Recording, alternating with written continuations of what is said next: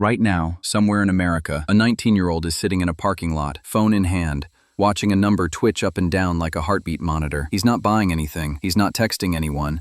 He's watching to see if a football lands in bounds 3 seconds from now. In 4 minutes, he'll do it again. This isn't rare. This is Tuesday. This is during the game, during the commercial break, during the drive home. Legal sportsbooks now operate in nearly 40 states. And 10 years ago, almost none of this existed. Not the apps, not the ads, not the live odds crawling across your screen mid-broadcast. 10 years ago, if you wanted to place that same bet, you needed a bookie, a burner phone, and enough trust that you wouldn't get hurt over a bad week. Sports betting was a federal crime in 46 states. Today, it's an industry Americans legally wager nearly $170 billion into every year, with its own celebrity spokespeople. That's not a slow cultural drift. Nobody just changed their mind about gambling over a few decades. Something pulled a lever, several levers actually, spread across almost a century. A broke desert state, a lottery sold as a school fundraiser, one Supreme Court case most people have never heard of, and an app built by people who studied exactly how to make your brain crave the next bet more than the last one. This is how gambling stopped being America's secret vice and became its most profitable, open one. And it starts with a state that had nothing left to lose. America is deep in the Depression. Banks are failing. Unemployment is past 20%. States are scrambling for any revenue they can find. Nevada, dry, broke, and mostly empty, does something no other state will touch. It legalizes gambling. Not because attitudes had softened, because it needed the tax money, and gambling was one of the only things people were still willing to spend on. There was a catch. Banks wouldn't finance casinos. Too risky, too tied to organized crime. So the only people with enough cash, and few enough questions, were mobsters looking for somewhere to put theirs. That's how Bugsy Siegel ended up building the Flamingo in 1946 with mob money, laying the blueprint for the entire Las Vegas Strip. It took a Senate investigation, the Kefauver Committee, and by the 1960s, billionaire Howard Hughes buying up casino after casino before the mob's grip loosened and gambling started looking respectable. Vegas had written the playbook, but Vegas was one city in one state, boxed in by its own reputation. For gambling to spread, it needed something Vegas never had, a way to look wholesome. New Hampshire found it. Facing the same old problem, no money, no appetite for new taxes,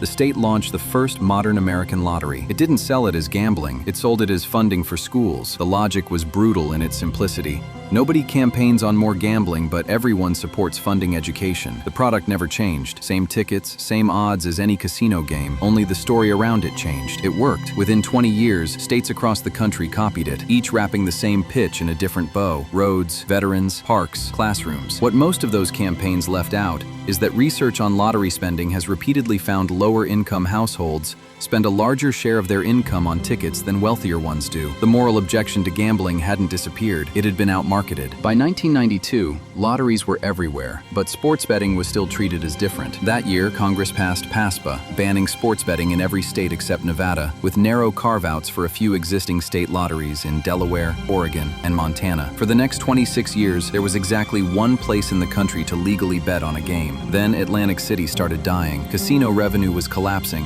and New Jersey needed new income fast. So the state did something nobody else had seriously tried. It fought PASPA head-on, arguing Washington had no right to dictate what New Jersey could legalize inside its own borders. It did not go well, not at first. In 2012, Governor Chris Christie signed a law legalizing sports betting at the state's casinos and racetracks. Within days, the NFL, NBA, MLB, NHL, and NCAA, 5 of the most powerful institutions in American sports, sued to shut it down and won. New Jersey rewrote the law in 2014 and tried again. It lost that fight too, all the way through a full panel of federal appeals judges. The Supreme Court wouldn't even hear the case the first time around. That same fight finally reached the Supreme Court in 2018 as Murphy versus NCAA. The ruling wasn't about morality. The court never asked whether sports betting was good for the country. It asked a narrower question. Can the federal government force a state to keep a law on its books that the state no longer wants? The answer was no. PASPA collapsed instantly. Within a few years, dozens of states legalized sports betting, one of the fastest regulatory expansions in modern American history. The companies that were ready. When PASPA fell, 2 companies were sitting on a gold mine, DraftKings and FanDuel, both already holding user data from daily fantasy sports. They pivoted to full mobile sportsbooks almost overnight and launched a marketing blitz unlike anything sports media had seen. Hundreds of millions of dollars into celebrity endorsements, broadcast deals, and bet $5, get $200 promotions, engineered to erase the friction of that first deposit. But downloading the app app is just the entry price. Keeping you inside it takes design. Researcher Natasha Dow-Schul spent years studying slot machine players for her book Addiction by Design, and found that what hooks people isn't the thrill of winning, it's the state of pure, unpredictable uncertainty, over and over, without pause. Modern sportsbooks run on that same mechanic, just amplified. You're no longer picking a team before kickoff. You're betting on the next play, the next pitch, the next 3 seconds, with odds updating live and near misses feeding you a steady drip of anticipation. The app was never trying to help you win. It was built to keep you playing, because in digital gambling, time on screen is the real house edge. States got fresh tax revenue without the political cost of raising income taxes. Sportsbooks got customers whose lifetime value made the marketing spend worth it. But the strangest reversal happened inside the leagues themselves. In 1991, the NFL told Congress that legal sports betting would permanently damage the integrity of American sports. 30 years later, the league signed sportsbook partnerships worth over $1 billion,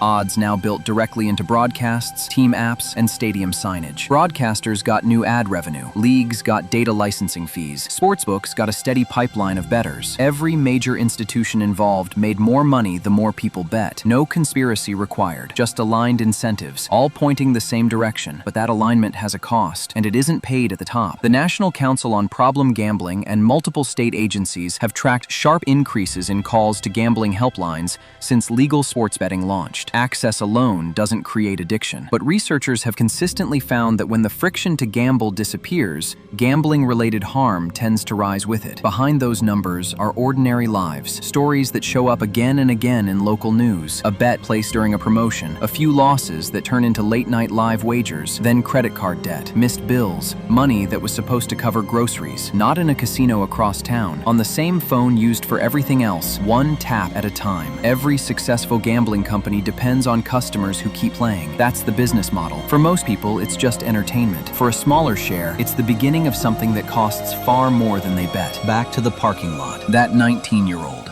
refreshing the app like a heartbeat monitor. He has no idea he's standing at the end of a chain that started almost a century ago. A broke desert state. A lottery sold as a school fundraiser. A Supreme Court case about states' rights, not morality. An app engineered by people who understood exactly what keeps a brain refreshing one more time. No single law created this. No single company built it. It was assembled, decision by decision, by people who each made a choice that made complete sense on its own. So next time that notification lights up your screen, the real question isn't whether you'll tap it, it's whether you understand exactly why it was built to make you want to.